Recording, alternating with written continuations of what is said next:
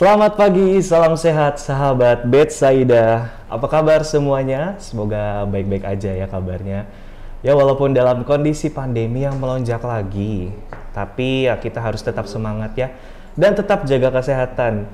Baik lagi di acara webinar Betsaida Hospital dan saya Dandi sebagai pemandu acara dan host pada hari ini akan memandu sampai selesai nanti pada webinar pada hari ini. Dan pada webinar kali ini, Betsaida berkolaborasi dengan Paramount Land. Kita akan membahas tentang menghindari lost generation selama pandemi. Jadi, lost generation ini yang pasti kita sudah tahu ya, sudah happening selama pandemi di mana remaja-remaja kita, anak-anak kita sekolah online dan harus tidak mendapatkan social support yang seharusnya seperti normalnya sebelum pandemi, dan ini sangat berdampak terhadap generasi kita nantinya karena tidak efektifnya jalannya belajar mengajar. Dan webinar ini akan dibagi dalam dua sesi, yaitu sesi edukasi dari Ibu Herta Christabel Hambeli MPSI dan sesi Q&A. Tetapi sebelum saya mulai, saya akan membacakan beberapa rules yang harus diikuti selama webinar berlangsung. Rules yang pertama, harap mematikan mikrofon selama dokter atau pemateri memberikan edukasi agar webinar dapat berjalan dengan lancar. Lalu kedua, untuk sesi Q&A, sahabat Betsaida, saya persilakan untuk mengajukan pertanyaan melalui fitur kolom chat pada aplikasi Zoom, dan pertanyaan dapat diajukan sejak awal webinar berlangsung. 3 penanya terbaik dan akan mendapatkan hadiah menarik yang dipersembahkan oleh Betsaida Hospital dan Paramount Land. Dan harap tidak meninggalkan webinar sebelum host menutup room meeting. Seluruh informasi yang didapat melalui webinar ini tidak boleh disebarluaskan tanpa seizin pihak rumah sakit. Itu tadi rules yang saya bacakan, dan semoga hari ini webinar berjalan dengan lancar. Nah, saat ini sudah hadir bersama saya Ibu Herta Christabel Hambeli MPSI selaku psikolog di Betsaida Hospital. Halo Ibu, selamat pagi. Selamat pagi Mas Dendi. Apa kabar Bu? Baik, kamu apa kabar? Baik juga dong. Gimana, makin sibuk selama pandemi ini? Cukup sibuk lah ya, lumayan. Cukup sibuk ya, mengurusi mental health pasien-pasien ya. Ya semoga selalu berkah ya Bu Herta. Dan ini kan judulnya kita pembahasan sangat menarik nih Bu ya, tentang lost generation, di mana ini sangat melekat sekali ke remaja-remaja kita. Yes. Dan bukan berarti orang tua sih perlu tahu juga ya, karena ini menyangkut dari orang tuanya juga bagaimana mengatasi dan menghindari lost generation ini. Tapi sebelum kita mulai, sebenarnya apa sih yang dimaksud dengan lost generation dan dari mana istilah tersebut, sedikit aja Bu Herta? Sebetulnya lost generation adalah generasi yang mengalami adaptasi nih. Adaptasi ya? Adaptasi, tapi kita ngomongin perubahan juga. Perubahan sosial, ngomongin perubahan di masyarakat, ngomongin perubahan gaya hidup. Betul. Yang akhirnya kita mempertanyakan nih, bagaimana nanti kualitasnya, bagaimana nanti mental health-nya, bagaimana nanti ngomongin kesehatan fisik juga sebetulnya. Jadi sebenarnya ini adalah istilah yang menggabungkan antara berbagai pendekatan. Dan nggak cuma soal remaja, tapi anak juga. Namun remaja ini lebih rentan nih. Kenapa? Karena justru masa transisi dan lingkungannya juga berubah gitu. Mas Dendi. Jadi memang lingkupnya cukup luas ya untuk pembahasan kali ini, yang memang akan ke mental health, gaya hidup, pola hidup, dan lain-lainnya. Mungkin bisa dibilang ini confusing generation ya, kalau tadi bilangnya generasi yang kebingungan. Yes. Dan akhirnya jadi lost gitu ya, nggak mau kemana nih akhirnya. Tapi ini pembahasan yang menarik. Jadi kita akan bahas secara detail, dan Bu Herta akan membahas, kita akan share screen PPT ya Bu, nanti akan materinya. Jadi tanpa berlama-lama lagi, boleh kita mulai ya Bu webinar kita hari ini. Dan saya persilakan untuk Bu Herta untuk memaparkan materinya. Oke. Silakan Bu Herta. Terima kasih Mas Dendi. Nah, perkenalkan dulu, nama saya Herta Christabel Hambeli. Saya adalah psikolog klinis yang percaya sebetulnya setiap individu itu memiliki potensi dan hal positif loh di dalamnya, dan sebetulnya bisa dikembangkan. Hanya saja perlu kesempatan dan arahan yang tepat. Nah, berangkat dari sini sebetulnya mengapa saya jadi psikolog. Kenapa saya mau highlight ini? Karena penting buat kita sebetulnya percaya dulu nih dengan potensi kita. Nah, hari ini kita ngomongin apa sih? Memahami sebetulnya remaja itu apa. Ciri-ciri dan penyebab stres remaja itu apa aja sih? coping stress untuk remaja dan gimana sebetulnya menjadi social support bagi remaja. Dan saya mau ngomongin juga isu-isu remaja pada saat ini. Ngomongin fenomena, ngomongin sebetulnya yang lagi hits di remaja itu seperti apa sih. Nah, tadi kita ngomongin fenomena dulu. Sebetulnya kenapa disebut lost generation pada saat COVID ini? Karena pada saat pandemi seperti ini, kita ngomongin perubahan. Perubahan apa sih? Perubahan sosial, perubahan gaya hidup, perubahan justru masalah mental dan masalah fisik juga. Dan menurut penelitian dari UNICEF, ini dikatakan justru remaja ini memiliki dampak yang lebih banyak sebetulnya dibandingkan anak-anak. Dan masalah mental health menjadi isu penting buat remaja mulai dari usia 14 tahun. Dan sebetulnya UNICEF udah ngomongin ini dari awal. Pada saat pandemi ini kita ngomongin nggak cuma ngomongin soal mental health, banyak hal sebetulnya yang diajak UNICEF sebagai organisasi dunia mengajak pemerintah kita soal isu digital, soal nutrisi, soal perubahan iklim dan lain-lain. Tapi kita di sini spesifik nih, kita mau ngomongin mental health, kesehatan mental buat anak-anak dan remaja kita. Next. Ini ada satu kutipan yang menurut saya cukup baik, di mana sebetulnya remaja adalah sosok yang paling sering disalah mengerti orang-orang di planet ini gitu ekstrimnya. Artinya mereka itu ditreat layaknya anak-anak, mereka diperlakukan layaknya anak-anak, tapi sebetulnya mereka diekspektasi, mereka diharapkan untuk bertindak sebagai dewasa. Saya ulangin ya, remaja sering disalah artikan. Dalam artian mereka itu justru diperlakukan kayak anak-anak. Nggak tahu apa-apa. Kamu mah masih belum ada pengalaman. Tapi mereka tuh diharapkan, kamu kan udah dewasa, ditreat layaknya adult. Nah, ini gambaran fenomena yang mungkin terjadi saat ini. Next. Kalau ngomongin remaja tuh lekat banget sebetulnya sama idola. Idola itu apa sih? Seseorang yang mereka kagumi. Jadi sebetulnya kalau kita mau memahami diri kita sebagai remaja atau memahami anak-anak kita sebagai remaja, penting buat kita tahu dulu apa sih lagu yang ia sering dengarkan, karena biasanya itu menggambarkan dirinya. Apakah ngomongin soal masalah mental, apakah ngomong soal insecurity, apakah ngomongin soal overthinking. Coba deh cari tahu lagu apa sih yang mereka suka. Mungkin ada salah satu lagu yang menurut saya bagus yang bisa menggambarkan remaja banget nih. Next. Oke, mungkin kita bisa dengerin lagu dan coba perhatikan liriknya.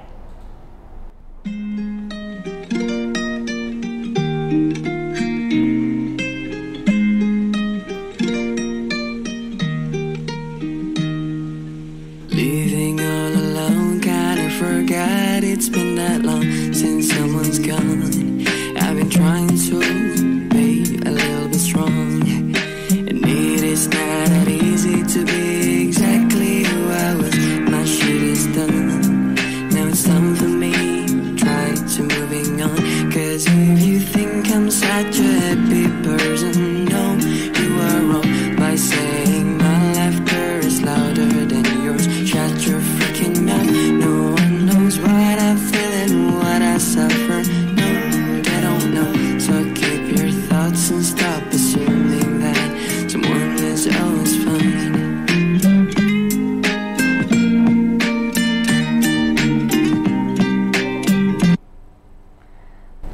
Kalau kita lihat dari lagu tersebut, mungkin ada beberapa yang cukup familiar sama lagunya. Dalam artian apa sih? Ini isu remaja loh, dimana kadang-kadang kita salah memahami perasaan-perasaan anak-anak remaja kita. Dimana kita mikirnya dia baik-baik aja, padahal mungkin di dalam hatinya enggak. Dia banyak ketawa nih, artinya senang, tapi bukan artinya dia tidak banyak memikirkan hal-hal yang dia cemaskan loh, hal-hal yang dia takutkan loh. Karena kita ngomongin sebetulnya gambaran remaja itu identik sama Kayak sekarang, teman sebayanya, gadget dan sosial media, dan idola. Tapi karena adanya pandemi ini, justru banyak perubahan dong. Perubahannya apa sih? Justru remaja itu nggak lagi ngomongin soal teman sebaya. Fokusnya apa? Fokusnya adalah justru belajar online. Fokusnya apa? Fokusnya adalah gadget. Fokusnya apa? Fokusnya justru kesendirian.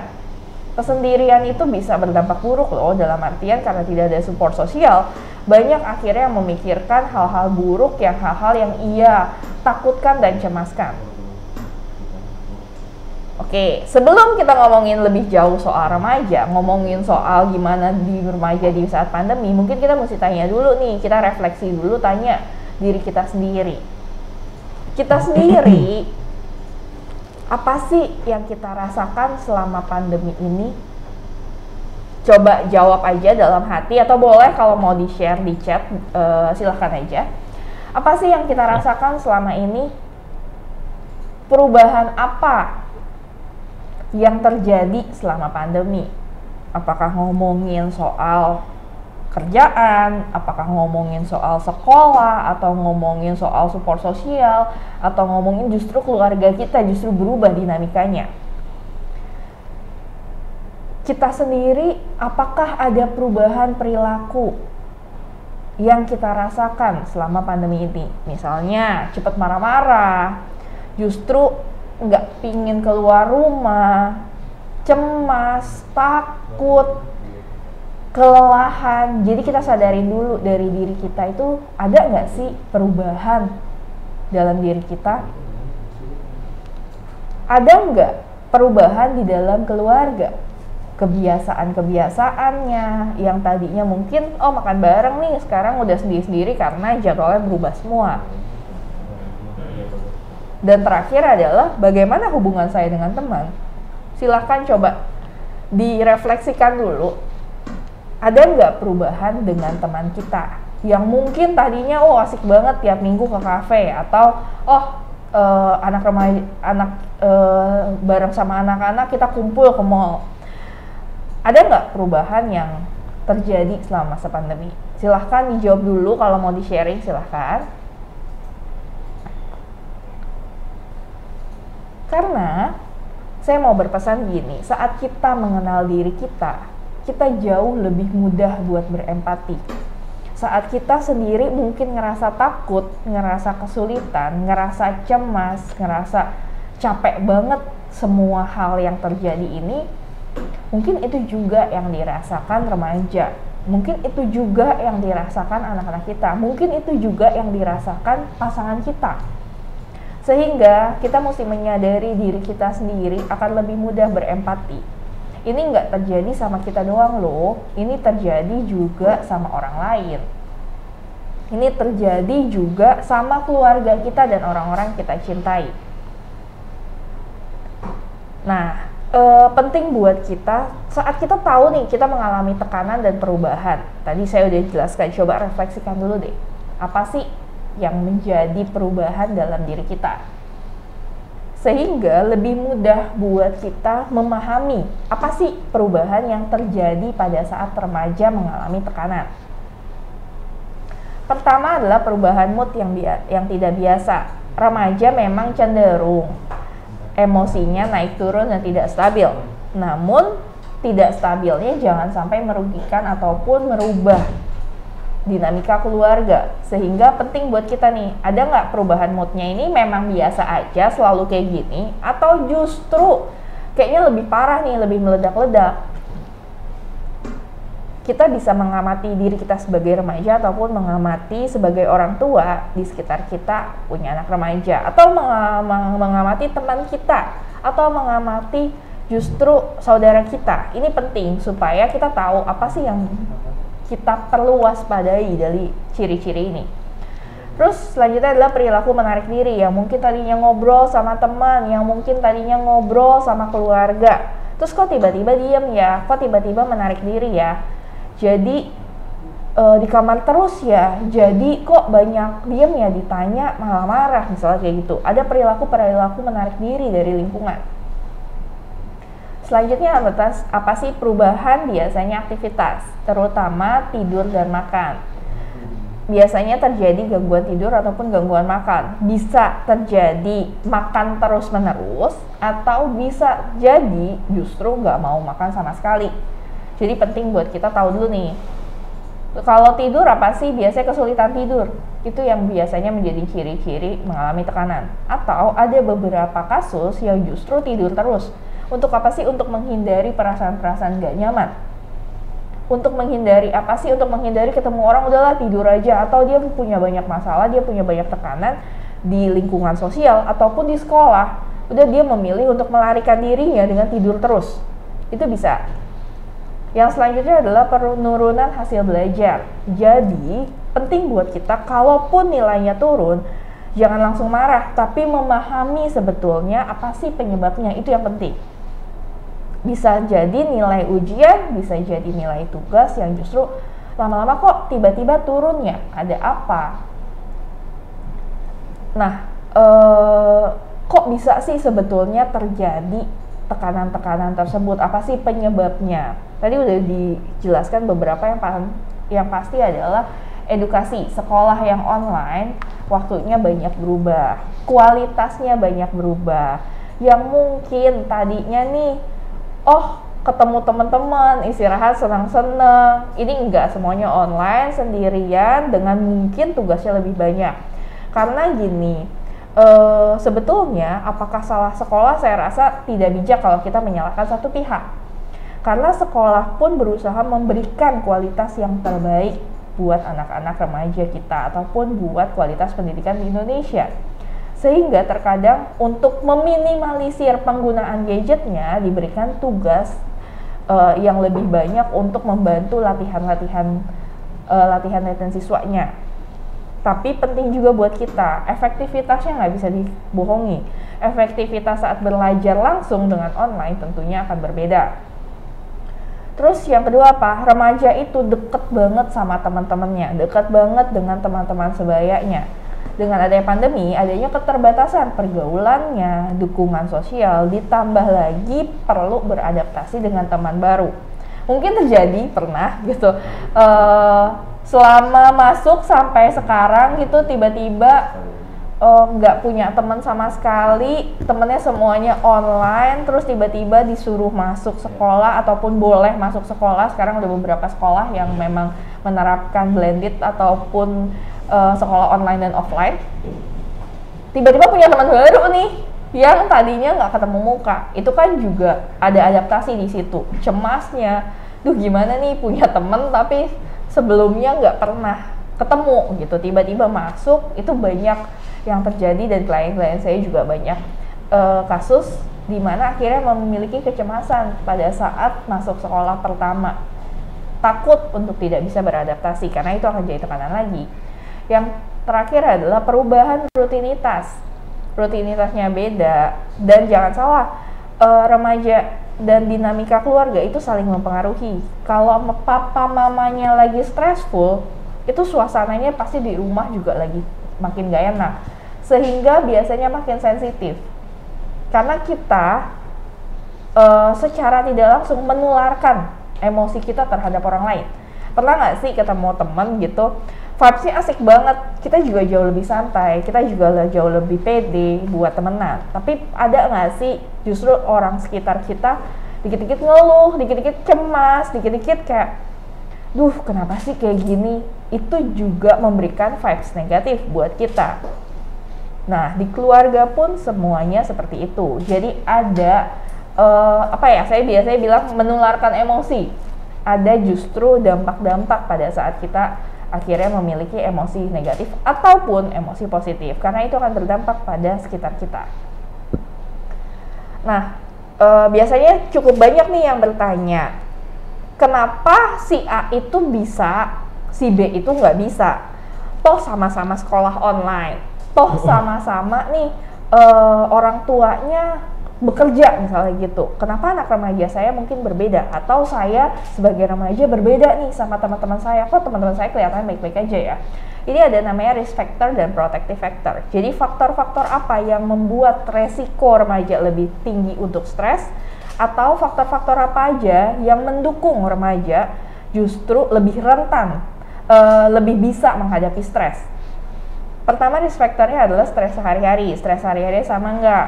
Konflik misalnya, yang satu konflik tiap hari sama adiknya, yang satu enggak, itu akan berbeda. Yang satu tuntutan sekolahnya mungkin beda. Nah, yang satu lagi tuntutan sekolahnya mungkin lebih rendah dibandingkan tuntutan akademik sekolah lain. Contoh stres sehari-hari. Hubungan dengan orang tua yang buruk misalnya, yang satu berantem terus, yang satu orang tuanya lebih pengertian, itu pasti akan berbeda karena akan sangat subjektif. Cara menghadapi stresnya tidak tepat risk factor-nya. Ada yang justru menarik diri. Pada saat stres menarik diri, pada saat stres justru denial. Enggak saya enggak apa-apa. Itu sering banget terjadi sehingga menumpuk tuh stresnya, dan itu membuat remaja akhirnya justru bukan makin baik ya, makin stressful. Dan wishful thinking. Wishful thinking apa sih? Saya harap semuanya udah selesai deh. Atau saya berharap sekolah saya ini, saya berharap teman-teman saya bisa mengerti. Jadi dia berharap orang lain dan lingkungannya yang berubah. Sehingga pada saat tidak terjadi apa yang dia harapkan, itu akan menimbulkan kekecewaan kembali. Nah, protective faktornya apa? Justru cara menghadapi stresnya yang baik. Misalnya olahraga, misalnya datang ke psikolog buat konsultasi, curhat sama temen, atau cerita sama keluarganya, apapun. Dan social supportnya baik. Misalnya orang tua ini menjadi peran penting loh di masa pandemi ini, karena terbatasnya lingkungan dan fokusnya adalah ke keluarga semua di rumah. Sehingga penting buat kita menjadi support sosial. Orang tua yang mendengarkan dan memahami itu penting sekali. Kenapa? Karena di saat kita ngomongin pandemi, fokusnya adalah ke keluarga lagi. Nanti kita ngomongin sampai apa sih yang biasanya terjadi di rumah dan bagaimana kita menjadi support sosial untuk remaja. Pertama, kalau kita memiliki stres atau kita mengalami tekanan, apa sih yang bisa kita lakukan buat menghadapi stresnya? Tadi kan udah dikasih tahu banyak cara stres yang justru buruk. Cara baiknya gimana? Pertama, kasih jeda. Hargai ya perasaan kamu. Setiap perasaan itu adalah normal dan netral. Gak ada baik buruk dan gak harus benar salah. Bahkan cemas adalah sesuatu yang normal. Jadi kasih waktu buat kamu menerima perasaannya. Ekspresikan perasaannya, tidak harus dengan orang lain. Kalau kamu misalnya masih belum percaya, kamu bisa menulis, kamu bisa menggambar, kamu bisa nyanyi, kamu bisa ekspresikan. Justru kalau suka nari, silakan aja ekspresikan perasaannya. Fokusnya adalah ke diri sendiri, bukan ke lingkungan. Fokusnya adalah apa ya yang bisa saya lakukan saat ini. Fokusnya adalah kira-kira dari banyaknya tekanan ini, apa ya yang bisa saya selesaikan satu persatu. Tapi ingat, ini kan 1, 2, 3, jangan langsung ke 3. Kenapa? Justru kita itu perlu tenang loh saat kita berpikir untuk planning dan solusi. Dan terakhir saya akan bilang, be kind to yourself. Setiap hari mungkin gak selalu indah, ada hari-hari penuh hujan gitu ya, tapi ingat setelah hujan udah pelangi nih. Hargai setiap usaha yang kamu lakukan. Boleh, itu contohnya di PPT adalah justru peluk diri kamu sendiri, hargai setiap apresiasi setiap hal yang kamu lakukan. Hilangkan tuntutan kesempurnaan, apalagi yang suka membandingkan. Fokus ke diri kamu sendiri setiap stepnya. Bagaimana menjadi support yang baik nih buat remaja-remaja kita? Pertama, ini yang biasanya terjadi pada saat remajanya bete atau pada saat kita bete, yang akan terjadi justru ke lingkungan adalah ikut bete, ikut kesel, kayak kenapa sih mukanya bete terus, kenapa sih kira-kira moodnya jelek mulu, kenapa sih semuanya jadi salah. Padahal mungkin yang tidak terlihat ada banyak hal. Ngomongin soal ketakutan di universitas, kecemasan soal jurusan, keinginan untuk traveling yang nggak bisa, justru moodnya sedih, terus kebingungan identitas diri pada saat remaja, ketakutan soal pertemanan, ini yang biasanya terjadi. Sehingga apa sih? Sehingga pahami alasannya dan kurangi bereaksi langsung. Tapi kita tanya, apa sih sebabnya? Penting buat kita menjadi support yang baik adalah mendengarkan. Tanya apa yang terjadi, kasih tahu. Apa sih yang kira-kira bisa saya bantu? Dan hindari buat membandingkan. Hindari untuk ya gitu doang, meremehkan. Tapi benar-benar mendengarkan dan memahami. Karena setiap orang tentu fasenya berbeda. Cari tahu hobinya sehingga bisa mendekatkan diri. Misalnya sekedar, dia sukanya lagu apa sih? Atau sekedar dia sukanya idola apa sih? Atau film kesukaannya apa sih? Jadi bisa buat basa-basi. Nah, hargai opininya. Pendapat kamu seperti apa? Karena remaja itu sudah punya pendapatnya sendiri. Dan ajak berpikir. Menurut ibu atau menurut ayah atau menurut mama papa seperti ini. Menurut kamu gimana? Kira-kira kamu sendiri berharapnya seperti apa? Kok kayaknya capek ya gitu, harus hargai, harus menghadapi, harus mengerti. Padahal kita sendiri punya perasaan. Apa yang mesti dilakukan? Gak apa-apa kok saat kita nggak bisa mendengarkan dan nggak bisa buat jadi orang yang penuh bijaksana gitu gampangnya. Nggak harus selalu mendengarkan, tapi kita justru menarik diri. Oke, saat ini mama atau papa lagi capek nih, nanti ya kita ngomongnya pause dulu, tapi dikomunikasikan, itu yang penting. Dan apresiasi setiap hal yang akhirnya dia usahakan, hargai, dan boleh kok menegur sebetulnya, tapi jangan selalu menegur. Jadi kalau kita lihat dari hal-hal setiap hari, yang baiknya apa dan diapresiasi, yang buruknya it's okay buat menegur, tapi jangan terus-terusan hanya menegur, tapi seimbang, ada apresiasi dan terima kasih. Setiap orang itu unik, lihat baiknya dan improve apa yang kurang ya, tanpa perlu membandingkan dan jadi orang lain. Apalagi di sosial media, banyak banget nih yang mungkin bukan diri kamu, dan gak apa-apa kok, gak harus sama seperti orang lain. Nah, ini isu-isu remaja biasanya ngomongin insecurity, informasi yang saat ini justru didapat dari sosial media, justru akhirnya biasanya membandingkan. Dan padahal di sosial media itu informasinya belum tentu 100% jujur. Penting buat kita memahami itu, sehingga sosial media itu bukan tempat membandingkan, bukan tempat kejujuran atas segalanya, tapi justru kita melihat setiap orang itu unik dan berbeda. Masalah remaja lagi apa sih? Takut akan masa depan. Kenapa? Tuntutan sosial di dunia modern ini sangat banyak. Banyaknya pilihan membuat kita bingung. Banyaknya tuntutan itu membuat kita takut akan kegagalan.